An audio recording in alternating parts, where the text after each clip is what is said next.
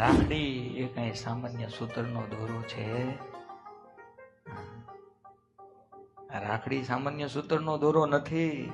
આ બંધન એવું છે કે જગતની કોઈ તાકાત એને નુકસાન પહોંચાડી શકે નહીં. આમ રાખડી બાંધે ને ત્યાં ગાવો દૂર છે ને મુશ્કેલીઓ જતી રહી. બેનના હાથે બાંધેલી રાખડીની તાકાત છે. એવું